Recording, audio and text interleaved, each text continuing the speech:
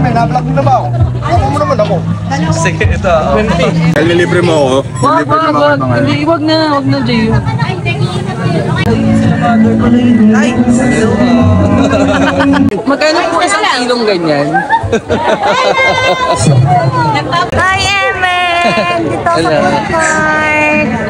Hi, Aubrey. Hi! Masarap po ba chicken biryani? Yes! Tita? Sold out na nga eh. Ay, sold out na? Yes! Isa na lang natitira. Ay, talaga?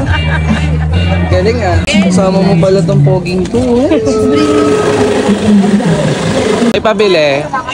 Hey! Pogi naman ito. Kuya Chuck! Sama ko. Huli ka! Huli! Hello! Bonsai ka naman.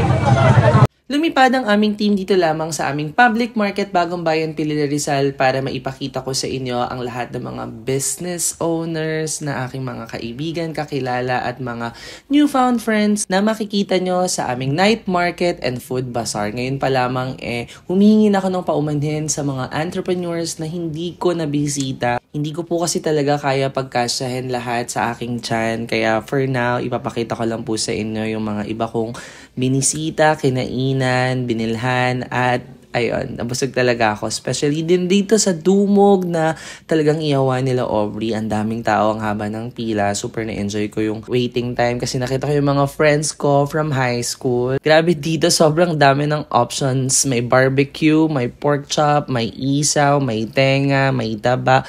Name it. And what's my verdict? Masarap siya, especially the sauce.